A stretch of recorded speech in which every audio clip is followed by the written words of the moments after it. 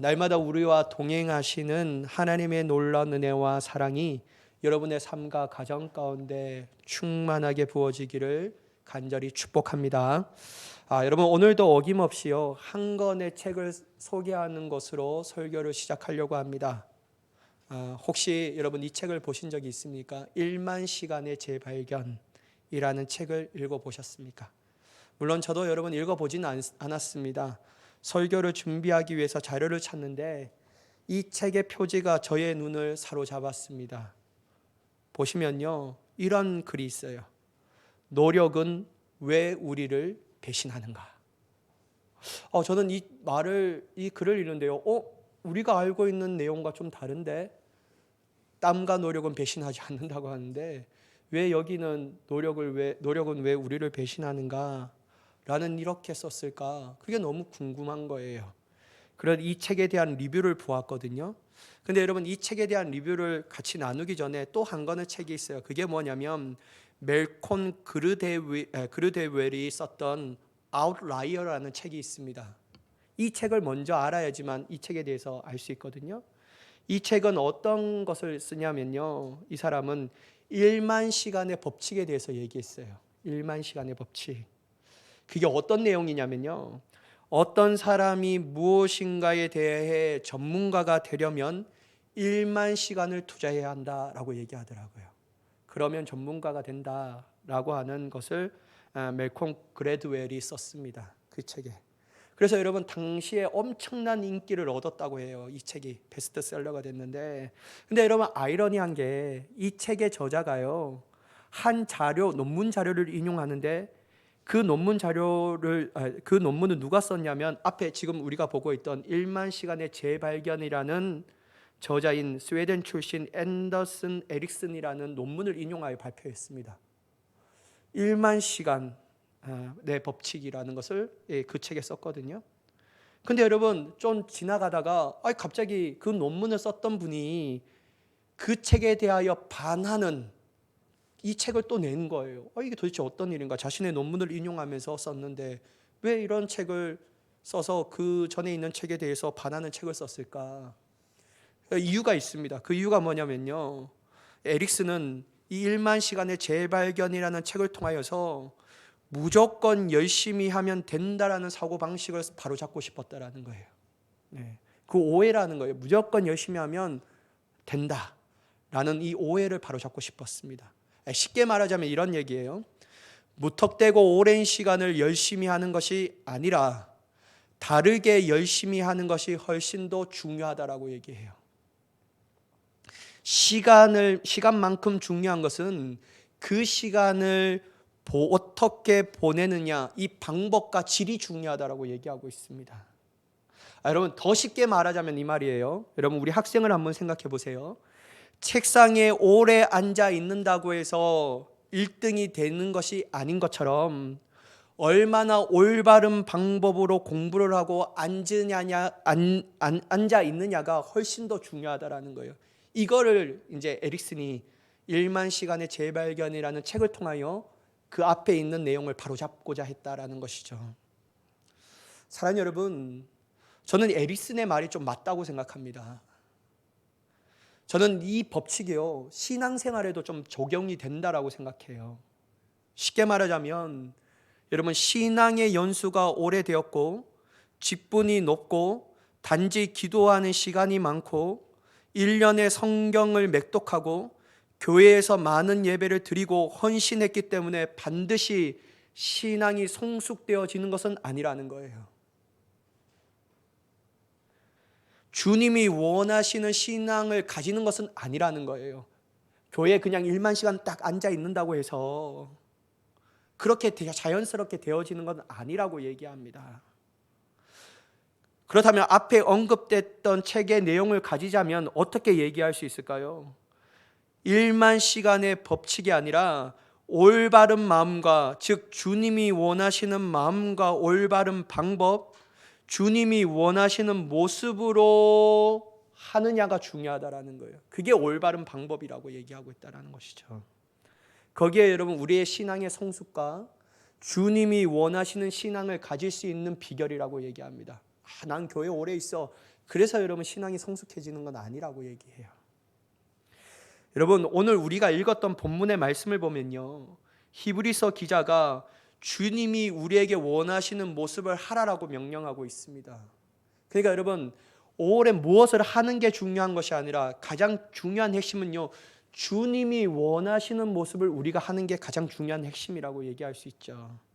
첫 번째 여러분 한번 보시면 우리는 저 안식에 들어가기 위하여 힘을 써야 한다라는 거예요. 11절 말씀을 함께 읽어보도록 하겠습니다. 11절 말씀인데요, 시작. 그러므로 우리가 저 안식에 들어가기를 힘쓸지니 이는 누구든지 저 순종하지 아니하는 본에 빠지지 않게 하려 함이라. 여러분 11절의 말씀을 보면 히브리서 기자가요, 우리를 향하여 무엇을 하라라고 얘기해요. 뭘 하라고 합니까? 힘쓰라라고 얘기해요. 힘을 써야 된다. 여기서 여러분 힘쓸지니라는 헬라의 단어가 어떤 단어를 사용하냐면요, 스푸다조라는 단어를 사용합니다. 이 단어가 가진 뜻이 여러 가지가 있어요. 그런데 오늘은 힘쓸지니라고 번역됐는데 여기에 다른 어떠한 뜻이 있냐면요, 전력 질주를 하다라는 뜻이 있어요. 그리고 열심을 내다, 열망하다라는 뜻을 가지고 있다라는 거예요. 따라서 히브리서 기자는 우리가 무엇을 위하여 힘을 써야 한다라는 것은 바로 전력 질주를 다하여 힘써야 한다라는 거예요. 열망을 하는 마음으로 힘을 써야 하는 거죠. 열심을 내어 힘을 써야 한다라고 얘기할 수 있습니다. 그렇다면 여러분 히브리서 기자는 우리를 향하여 왜 이렇게 강조하는 것일까? 도대체 무엇을 위하여 그렇게 힘을 써야 하는 것일까? 라는 것이 중요하잖아요. 그러면 여러분 오늘 11절의 말씀을 보면 바로 알 수 있는데 그 어떤 것을 위하여 힘써야 하냐면요, 안식에 들어가기 위하여 힘을 써야 한다라고 얘기합니다. 안식에 들어가기 위하여. 여러분 히브리서의 말씀을 보면 안식에 대하여 세 가지를 얘기하고 있어요. 첫 번째가 뭐냐면요, 창조시의 안식이 있는데 이것은 하나님께서 6일 동안 열심히 천지 만물을 창조하시며 7일째 되던 날에는 쉬었다라고 하셔요. 이게 여러분 안식의 원형이라고 얘기할 수 있죠. 두 번째 안식은 어떤 것이냐면요, 여호수아를 통해 주신 가나안 땅의 안식을 의미하고 있습니다. 이는 여러분 우리가 나아가야 할 영원한 안식에 대한 예표라고 할 수 있습니다. 이게 히브리서 기자가 얘기하고요, 마지막 세 번째 안식의 실체인 천상의 안식을 얘기하고 있어요. 이게 뭐냐면 예수 그리스도께서 우리보다 앞서 들어가신 안식, 다시 말해서 하나님의 나라와 천국을 의미하고 있다는 거예요. 따라서 히브리서 기자는 그리스도인들이 그리스도를 따라 그 안식에 들어가기 위하여 전력 질주를 해야 되고 열심을 내야 되며 열망해야 되고 힘을 써야 한다라고 얘기합니다. 이걸 이제 우리에게 말씀하고 있죠. 그럼 여러분 이런 얘기를 들으면요, 다음과 같은 의문이 들 수 있습니다. 뭐냐면요, 아니 천국은 믿음으로만 가는 것이 아닙니까? 천국은 믿음으로만 간다면서요. 그런데 도대체 우리가 힘쓴다고 들어가는 것이 천국입니까? 그러면 여러분 우리가 행위 구원론자가 됩니까? 이게 너무 성경적이지 않지 않습니까? 라고 얘기할 수가 있어요. 저는 이게 충분한 의문의 제기라고 할 수 있습니다.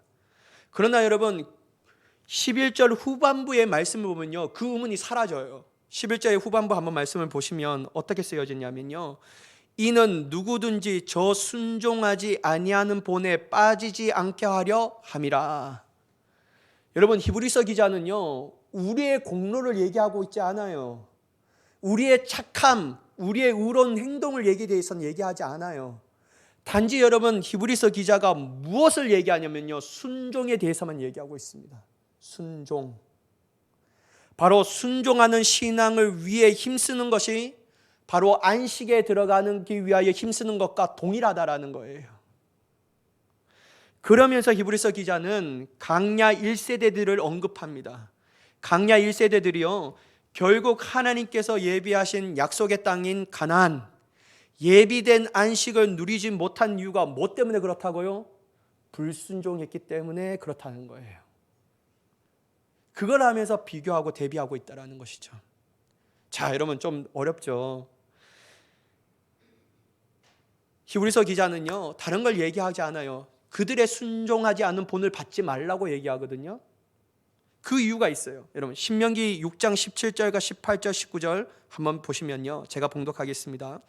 너희의 하나님 여호와께서 너희에게 명령하신 명령과 증거와 규례를 삼가 지키며, 여러분 사람들의 의로운 행동을 얘기하지 않아요. 여기 보면요, 주님이 뭐라고 얘기합니까? 모세에 했던 걸 나의 말씀을 지키라는 거예요. 자, 두 번째 18절에 보면, 19절 말씀 보면 여호와께서 보시기에 정직하고 선량한 일을 행하라. 그렇다면 여러분 여기서 정직하고 선량한 일은 뭘까요? 어떤 걸 얘기하는 겁니까? 앞에 지키라라는 것을 의미하는 거죠. 이게 순종이에요. 자, 보십시오. 그리하면 내가 복을 받고 그 땅에 들어가서 여호와께서 모든 대적을 내 앞에서 쫓아내시겠다라고 내 조상들에게 맹세하신 아름다운 땅을 차지하려니 여호와의 말씀과 같으니라. 아, 하나님 우리에게 의로운 행동을 요구하는 것은 아니구나. 우리가 뭐를 좀 해야지만 구원받고 이런 게 아니구나. 주님이 단지 우리에게 요구하신 것은 뭐라고요? 여호와 하나님의 말씀에 대한 순종. 그걸 의미하고 있다라는 거예요. 여러분 모세는요, 강야 가운데 있는 백성들에게 하나님께서 약속하신 땅 가나안 땅을 들어가기 위해서는 주님께서 우리에게 명령하신 그 말씀을 기억하고 지켜야만 한다라고 얘기합니다. 왜 그렇습니까, 여러분? 이게 하나님의 약속이기 때문이에요. 하나님의 약속이기 때문에 하나님께서 자신의 명령과 증거와 규례를 삼가 지키면 어떻게 하겠다라고? 약속된 땅을 너희에게 주겠다라고 얘기하는 거예요. 사랑하는 여러분, 우리는 그냥 아무것도 하지 않아도 감나무 밑에서 감이 떨어지듯이 그냥 누워 있기만 한다면 구원받는다라는 생각에서 벗어나야 합니다. 이런 구원은요, 성경에는 전혀 적혀 있지 않아요. 하나님의 안식에 들어가기 위해서는 나는 아무것도 하지 않아도 돼. 아니 뭘 해. 믿음으로만 가는 거지 뭐. 근데 여러분 그들의 믿음은요, 하나님의 말씀하시는 믿음은 아니었다라는 거예요. 이게 중요합니다. 물론 여러분 우리의 행위와 노력으로는 절대로 구원받지 못합니다. 저는 이거 전적으로 인정해요. 저는 구원은요 그리스도를 믿는 믿음으로 말미암아 하나님의 나라에 가는 줄 믿습니다. 그러나 여러분 믿음의 결과는요 순종이에요. 순종이 없는 믿음은 가짜입니다. 그건 있을 수가 없는 거예요. 자, 한번 여러분 예를 들어볼게요. 여러분 우리가 하나님의 말씀을 따라 순종하는 것이 왜 그렇게 순종합니까? 하나님을 믿으니까. 여러분 만약에 여러분 우리가 하나님을 창조주 하나님이시라고 믿는다면 순종하지 않을 수가 있겠습니까? 하나님이 우리를 디자인하시고 창조하셨는데 그분이 나의 하나님이라고 믿는다면 어떻게 순종하지 않을 수가 있냐라는 거예요. 나의 창조주 되신 하나님을 믿는다면. 두 번째, 우리의 구원자가 되시는 하나님께서 그 말씀을 하시는데 어떻게 여러분 우리를 죄에서 구원하셨는데 그 말씀 가운데 순종하지 않을 수가 있냐라는 거예요. 세 번째, 여러분 생사하복을 주관하신 하나님이 우리의 하나님이라고 믿는다면 그 생사하복을 주관하신 하나님으로부터 모든 것을 받는다라는 것을 안다면 어떻게 주님이 말씀하신 명령을 안 지킬 수가 있냐라는 거예요. 네 번째, 여러분 우리의 보호자가 되시며 보호자가 되시며 인도자가 되시는 하나님을 우리가 믿는다라면 성경 안에 말씀하시는 하나님의 인도하신 그 길을 어떻게 따라 나아가지 않을 수가 있냐라는 거예요. 그다음에 저는 이게 가장 중요하다고 생각하는데요, 실수가 없으신 하나님을 믿는다면 절대적으로 순종합니다. 여러분 이건 불가능해요. 여러분 우리가 왜 하나님의 말씀 가운데 순종하지 못하죠? 하나님이 실수하지 있으니까. 선하신 하나님에 대한 기억이 희미해졌기 때문이에요. 내가 하나님의 말씀대로 살면요 우리에게 불이익이 있다라고 생각하는 거예요. 왜냐하면 하나님은 실수할 수도 있다라는 생각 때문에요. 여러분 이거 다 치우고요, 진짜 우리가 순종하지 않은 이유가 뭘까요? 하나님이 우리에게 아무런 유익이 줄 수 없는 분인데 뭐하러 순종합니까? 그러니까 이 믿음이 없기 때문에요 우리는 순종할 수가 없는 거예요. 만약에 여러분 하나님이 우리에게 가장 큰 유익이 되신 분이시다라는 걸 믿는다면요 죽어도 순종이고 살아서도 순종입니다. 그 믿음이 없기 때문에 그래요. 여러분, 우리가 순종은 해야 되는데요, 여러 가지의 순종이 있어요. 또 보면요, 우리가 순종하는 것은요, 하나님에게만 순종하고 그분의 입으로부터 나오는 말씀에만 순종해야 합니다. 그냥 여러분, 하나님이 우리의 삶 가운데 순종한다고 해서 좋아하는 것이 아니라는 거예요. 마치 그냥 노력만 하면 전문가가 되는 사람처럼 그렇게 되는 게 아니라는 거예요. 여러분, 사사기 21장 25절의 말씀 한번 보실까요? 한번 같이 읽어보도록 하겠습니다. 잘 아는 말씀인데 시작. 그때 이스라엘 왕이 없으므로 사람이 각기 자기의 소견에 옳은 대로 행하였더라. 여러분 보세요, 여기서도 순종입니다. 그런데 여러분, 이 순종은 누구에게 순종입니까? 내 소견에 옳은 대로 하는 순종이었다라는 거예요. 여러분, 사사 시대가 망했던 이유가 도대체 무엇입니까? 하나님이 안 계셔서 그런 거예요? 아니에요. 각자 다 자기가 하나님 되려고 했던 거예요. 하나님의 말씀에 대한 순종이 아니라 자기의 생각과 판단과 자기의 경험에 대한 순종을 하니까요, 점차 그 순종으로부터 나오니까 하나님과 멀어지게 되는 거예요.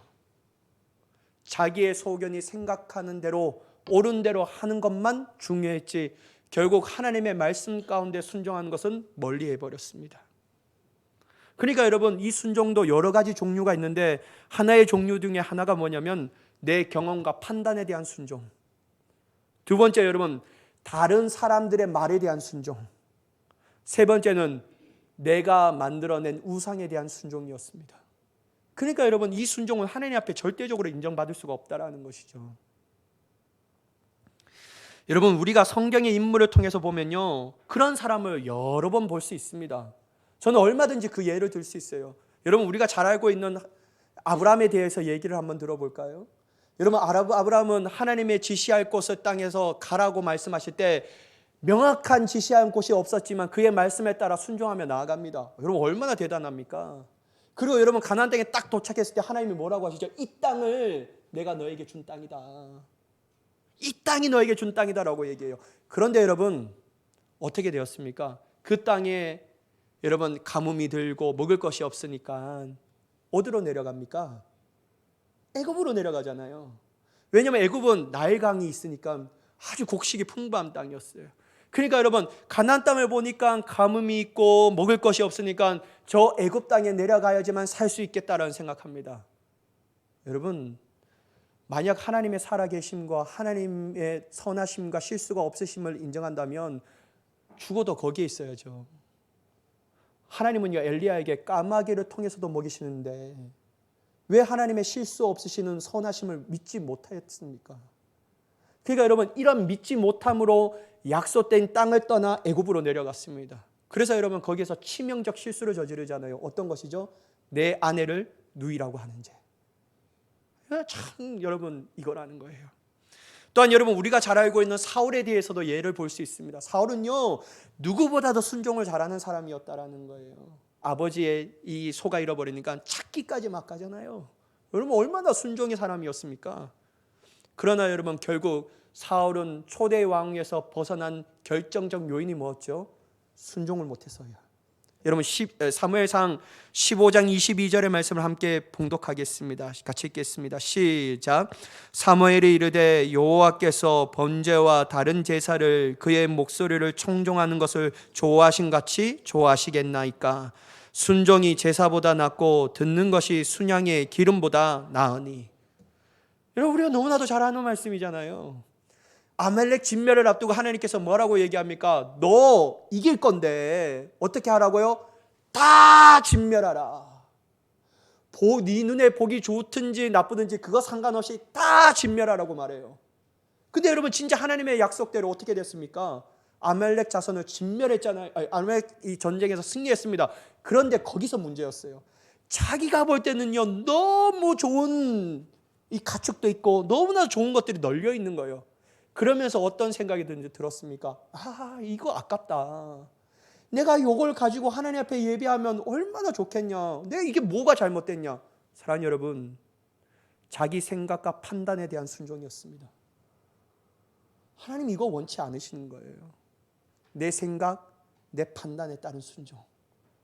결국 여러분 사울은 이것 때문에 하나님 앞에 버림받은 자가 되었다라는 것이죠.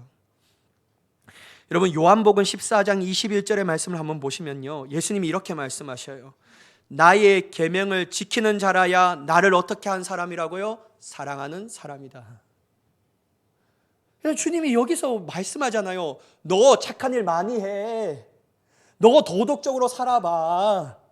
너 정말 많은 도움을 주는 사람을 제가 이거 얘기합니까? 아니잖아요, 여러분. 우리가 막 흔히 말하는 도덕과 윤리를 얘기하지 않잖아요. 주님이 뭘 얘기하죠? 나의 계명을 지키는 자라야 나를 사랑하는 자다.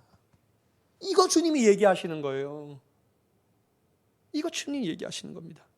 그리고 여러분, 나를 사랑하는 자는 내 아버지께 사랑을 받을 것이요 나도 그를 사랑하여 그에게 나를 나타내리라. 저는 이 말씀을 읽는데 깜짝 놀랐어요. 이게 맞다. 여러분 그거 아셔요? 영적으로도 부익부가 있고 빈익빈이 있는 거 아십니까? 여러분 영적으로 날마다 성장하는 사람이 있고요, 영적으로 날마다 피폐해지는 사람이 있어요. 여러분 부에만, 재물에만 부익부가 빈익빈이 있는 것이 아니라 영적에도 부익부가 있고 빈익빈이 있습니다. 보십시오 여러분. 순종 잘하는 사람에게는 예수님께서 그에게 자신을 나타내신다라고 말해요. 그러니까 여러분 영적으로 사람들마다 성장할 수밖에 없는 것이죠. 그런데 여러분 순종하지 않으니까 주님을 알지 못해요. 주님을 보지 못해요. 그러니까 여러분 점차 나빠지는 겁니다. 특별히 여러분, 우리가 유독스럽게 하나님의 말씀 가운데 순종하는 이유가 무엇일까요? 도대체 하나님의 말씀과 세상의 어떤 말씀이 다르기를 왜 하나님의 말씀에만 순종해야 할까? 여러분 본문 12절의 말씀을 한번 같이 읽어보도록 하겠습니다. 본문 12절 말씀인데요, 시작. 하나님의 말씀은 살아있고 활력이 있어 좌우의 날선 어떤 곰보다도 예리하고 홍과 영과 및 관절과 골수를 찔러 쪼개기까지 하며 또 마음의 생각과 뜻을 판단하나니.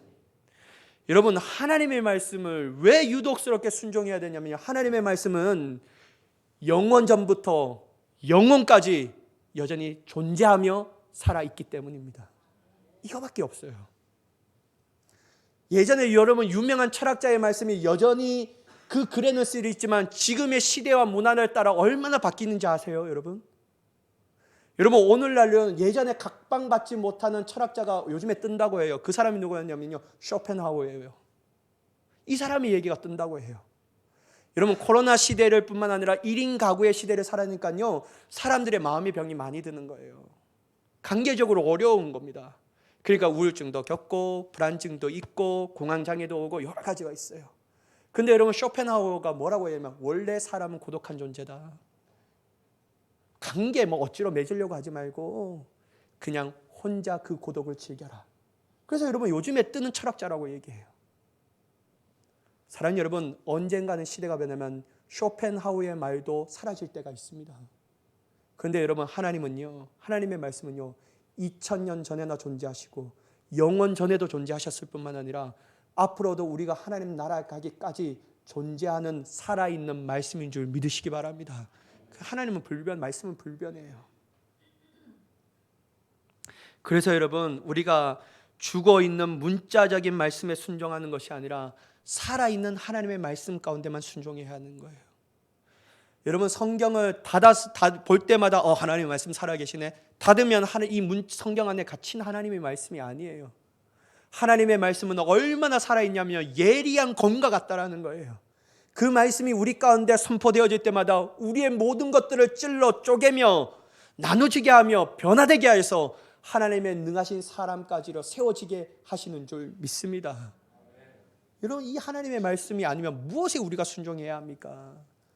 세상 지혜자 따라가다가 문화와 상황이 바뀌면 변화되는 그 허무한 진리를 따라가는 것이 아니라 생명의 말씀을 따라가며 순종할 수 있는 저와 여러분 되기를 간절히 축복합니다. 여러분 두 번째는요 뭐냐면 우리는 때를 따라 돕는 은혜를 얻기 위하여 은혜의 보좌 앞에 담대히 나아가야 합니다. 나아가야 되는 거예요. 여러분 본문 16절의 말씀을 함께 같이 읽어보도록 하겠습니다. 본문 16절 말씀인데요, 시작. 그러므로 우리는 긍휼하심을 받고 때를 따라 돕는 은혜를 얻기 위하여 은혜의 보좌 앞에 담대히 나아갈 것이니라. 여러분, 우리의 삶은 예수님을 믿고 끝나서 바로 천국 갑니까? 여러분, 나 예수 믿었어요, 내 생명 끝, 천국, 이러면 얼마나 좋겠냐라는 거예요. 나만 좋나? 여러분들 하나도 안 좋아. 여러분, 이 세상 너무 아직도 계속 살고, 나는 지금이라도 주님 곧 오셨으면 좋겠어요. 진짜입니다. 저는 진짜요, 주님 진짜 빨리 오셨으면 좋겠어요. 너무 힘들어서 안 될 것 같아요. 주님 빨리 오시면 좋을 것 같아요. 지금이라도 주님 탁 오시면 우리는 지금 예배 드리다가 여러분 지옥 갈 사람이 누가 있냐는 거예요. 다 하나님 나라 갈 거 아닙니까? 예수님 믿고 바로 죽어서 천국 가면 얼마나 좋겠습니까? 그러나 여러분, 현실은 그렇지 않잖아요. 현실은 아니라는 거예요. 예수 그리스도를 믿고 이 세상에 살아가는 그리스도인들이라는 거예요. 여전히 존재하는 삶이 있다라는 거예요. 여전히 남아있는 삶이 있다라는 거예요. 어느 때까지? 하나님 나라 가기까지. 그 삶이 있다라는 거예요. 그래서 여러분, 그리스도인들은 뭐라고 얘기합니까? 필그림, 순례자라고 얘기합니다. 어디를 향한 순례자입니까?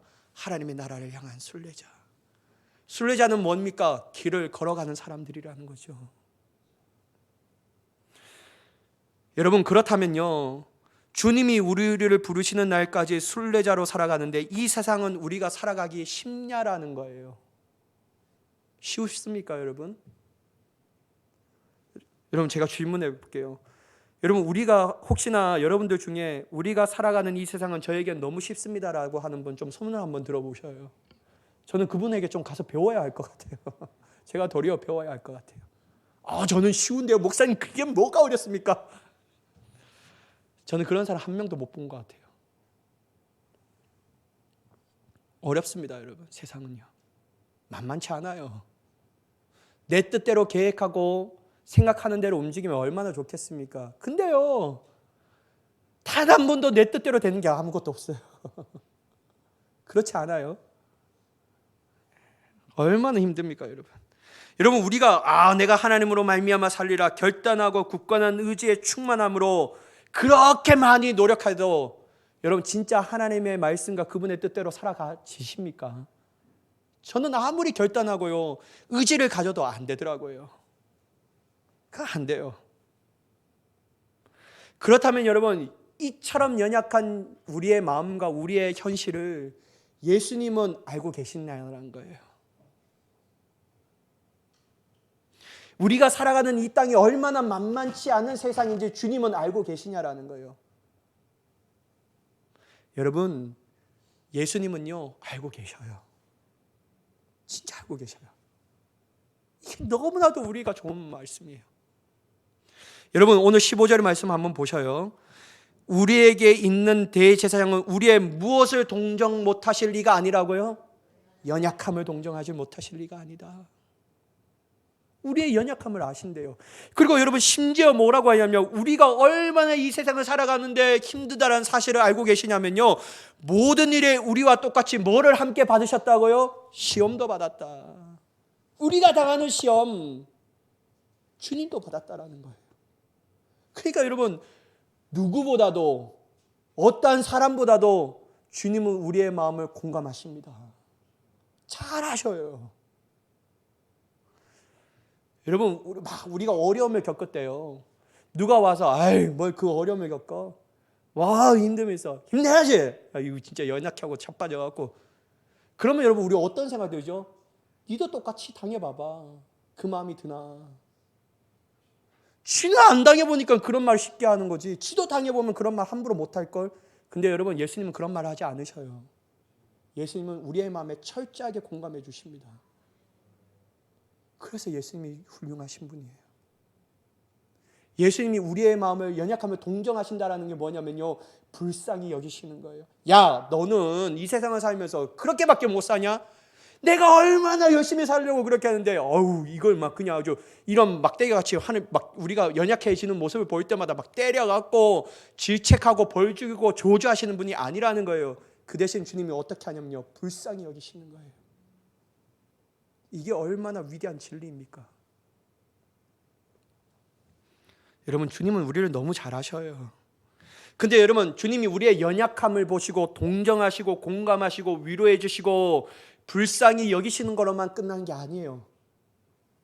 15절의 말씀을, 전반부의 말씀을 보시면요, 예수님을 어떻게 표현하고 있냐면요, 예수님을 대제사장이라고 표현하고 있어요. 그리고 여러분, 대제사장이신 이 예수님은 지금 어디에 계시다라는 것을 말씀하십니까? 14절의 말씀을 보면, 그러므로 우리에게 큰 대제사장이 계시니 승천하시니 곧 하나님의 아들 예수시니라. 우리가 믿는 도리를 굳게 잡을지어다. 어디에 계신다고요? 승천해서. 누구의 우편에 앉아 계시다고요? 하나님의 우편에. 하나님의 우편에 앉아 계셔서 아이고 쟤는 왜 저렇게 질까? 아이고 이렇게 하시는 분이십니까? 아니에요, 여러분. 대제사장이라는 것은 뭐냐면요, 친히 예수님께서 하나님 우편에 앉아서 성부 하나님께 우리를 위하여 간구하고 있다는 거예요. 우리의 연약함을 하나님이 봐달라고 간구하고 있다는 거예요. 저는 이러한 생각이 들 때마다 어떻게 간구하실까 막 고민됩니다. 저는 이렇게 제 수준에 이렇게 말이 나오더라고요. 성부 하나님 아버지여, 저들을 불쌍히 여기소서. 저들을 보호해 주시옵소서. 저들에게 견디고 이길 수 있는 힘을 주옵소서. 이게 여러분 대제사장이신 예수님이십니다. 여러분, 이 말이 어떤 것입니까? 주님이 이 험하고 힘든 이 세상 가운데, 연약한 우리가 살아가기에 부족하고 어려운 이 세상 가운데 주님은 우리를 외면하지 아니하시고 때를 따라 돕는 은혜를 주시겠다라는 거예요. 이 험한 세상 네 힘으로 살아가지 말고 때를 따라 돕는 하나님의 은혜를 받으라는 거예요. 주님의 약속이라는 겁니다. 주님의 약속. 주님은 내 자신보다 내 자신을 더 잘 아셔서 지금 당장 어떤 은혜가 필요한지 누구보다 더 정확하게 주시는 분이셔요. 그러나 여러분, 여기에 문제가 하나 있습니다. 뭐냐면요, 이것도 그냥 우리가 아무것도 하지 않고 은혜는 자동적으로 주어지는 것이죠. 내가 잘나서 주어지나? 하나님 다 알아서 하시겠지. 이렇게 하는 사람은 받을 수 없다라는 겁니다. 여러분, 16절에 한번 말씀을 보셔요. 한번 다시 한번 읽어보도록 하겠습니다. 시작. 그러므로 우리는 긍휼하심을 받고 때를 따라 돕는 은혜를 얻기 위하여 은혜의 보좌 앞에 담대히 나아갈 것이라. 가만히 앉아 있어서 감나무에 감이 떨어듯이 있으면 이 은혜를 받는 게 아니라고 얘기합니다. 주님은요, 뭐라고 합니까? 나아가라는 거예요. 나아가라는 거예요. 어디로 나아가라는 겁니까? 은혜의 보좌 앞으로 나아가라. 은혜의 보좌 앞으로 나아가라. 그래야 하면 주님이 때를 따라 돕는 은혜를 주실 것이다. 그렇게 얘기하는 거예요. 여러분, 이 주님 앞에 보좌 앞으로 나아가는 사람들은요, 자격 있는 사람들만 나아가는 것이 아니라는 거예요. 주님이 우리를 보좌 앞으로 부르시는 일일 때 분별하면서 부르시는 게 아니에요. 구별하면서 너 안 돼, 너 땡, 너는 너는 진짜 아니야, 이렇게 얘기하시는 거 아니에요. 주님이 누구든지 주님의 보좌 앞으로 나올 수 있다는 거예요. 왜냐하면 주님이 우리를 불쌍히 여기시니까. 특별히 여러분, 예수 그리스도의 완전한 복음으로 힘입어 나아가게 하시니까. 자격 없는데 내가 보좌 앞으로 나아갈 수 있는 이유가 뭡니까? 예수님께서 이루어오신 완전한 복음, 그것 때문에 나아가는 거예요. 그래서 여러분, 구별하고 안 된다라고 말하면 이건 하나님의 책임이지만, 누구든지 예수 그리스도의 긍휼하심을 힘입어 누구든지 보혈로 말미암아 주님 앞에 나아갈 수 있다면, 나아가지 않는 우리가 책임이라는 겁니다. 우리가 안 나가기 때문에 그 도움을 받지 못하는 거예요.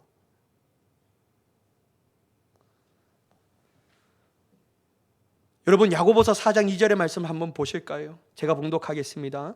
너희는 욕심을 내어도 얻지 못하여 살인하며 시기하여도 능히 취하지 못함으로 다투고 싸우는도다. 너희가 얻지 못함은 구하지 아니하기 때문이요. 여러분, 은혜의 보좌 앞으로 담대하게 나아가는 것은 오늘날로 우리에게 얘기하면요, 기도를 의미하고 있다는 겁니다. 주님의 은혜의 보좌 앞에 나아가는 행동은 주님의 은혜를 구하는 기도의 모습이라고 얘기할 수 있다는 거예요. 그래서 여러분, 구하지 않기 때문에 받지 못하는 거예요. 하나님이 능력이 없어서가 아니고, 하나님이 우리를 외면해서가 아니고, 결국 우리의 책임인데 내가 때를 따라 돕는 하나님의 은혜를 구하기 위하여 기도하지 않았기 때문에 그 은혜를 누리지 못해서 이 세상에 살아가는 게 너무 힘든 거예요. 너무 어려운 거예요. 또한 여러분, 마태복음 7장 7절에서 11절 말씀이 이런 말씀이 있습니다. 구하라 그리하면 너희에게 주실 것이요, 찾으라 그리하면 찾아낼 것이요, 문을 두드리라 그리하면 너희에게 열릴 것이니 너희가 악한 자라도 좋은 것으로 자식에게 줄 알거든 하물며 하늘에 계신 너희 아버지께서 구하는 자에게 좋은 것으로 주시지 않겠느냐. 누구 책임입니까, 여러분? 우리입니다. 우리요. 우리가 안 구했어요. 우리가 너무 수동적인 신앙의 모습을 보였는 거예요. 뭐 하나님 다 알아서 하실 건데 뭐. 나는 아무것도 안 해요. 기도도 안 하고 순종도 없어요. 그런데 여러분, 어떻게 우리가 안식에 들어갈 수가 있겠습니까? 어떻게 여러분 때를 따라 돕는 하나님의 은혜를 누리며 이 세상을 승리자의 모습으로 살아갈 수가 있냐라는 거예요. 기도해야지만 문이 열려지는 줄 믿습니다. 구하는 자에게 나쁜 것을 주시는 하나님이 아니라 우리에게 가장 좋은 것으로 허락하여 주실 줄 믿으시기 바랍니다. 주님은 그런 분이시라는 거예요. 사랑하는 여러분, 이 세상을 살아갈 때 하나님의 도움이 아닌 자신의 힘과 능력과 지혜로 살아가면요, 쉽게 지칩니다. 힘들어요. 신앙생활하는 것도 너무 힘듭니다. 신앙생활도 힘든데 여러분, 우리의 힘과 우리의 노력으로 교회의 일들을 감당하면 얼마나 짜증이 납니까? 얼마나 우리의 몸이 지치냐라는 거예요. 사랑하는 여러분, 그 모든 것은 때를 따라 돕는 하나님의 은혜로 감당해야 될 줄 믿습니다. 저는 여러분들에게 가장 필요한 것이 그것이라고 생각해요. 하나님의 일을 하면서 기뻐하는 자, 주님의 놀라운 일들을 맡겨주는 것이 나에게 감사함으로 여길 수 있는 것은 뭐냐면요, 때를 따라 돕는 하나님의 은혜를 받기 때문이에요. 사랑하는 여러분, 한번 구해보세요. 기도도 하지 않고 요행을 바라면 안 됩니다. 때를 따라 도우시는 하나님의 은혜를 얻기 위해서는 기도해야 합니다. 은혜의 보좌 앞으로 담대하게 나아가야 합니다. 그리하면 하나님께서는 구하는 자에게, 기도하는 자에게 최상의 것을 우리에게 주실 줄 믿습니다. 그래서 여러분, 이 세상 우리 교회 포처럼 행복하게 사십시다. 행복하게요. 예수님 믿어도 즐겁지 않고 예수님 사랑했는데도 행복하지 않는다면요, 우리 신앙에 문제가 있는 거예요. 뭐가 잘못돼도 한참 잘못된 거예요. 사랑하는 여러분, 하나님 앞에 기도함을 통하여 때를 따라 돕고 우리에게 승리를 주시는 하나님을 인하여 행복하고 즐거운 자가 되기를 간절히 축복합니다. 이런 마지막으로는 저는 시편 121편 1절과 2절의 말씀을 함께 읽으면서 설교를 마치려고 합니다. 같이 한번 읽어보도록 하겠습니다. 시작. 내가 산을 향하여 눈을 들리라. 나의 도움이 어디서 올꼬? 나의 도움은 천지를 지으신 여호와께서로다. 아멘. 기도하겠습니다. 사랑의 하나님, 순종의 사람이 되게 하여 주시옵소서. 그것도 내 생각과 경험과 판단에 대한 순종이 아닌 오로지 하나님과 살아계신 하나님의 말씀에만 순종할 수 있는 자가 되게 하여 주시옵소서.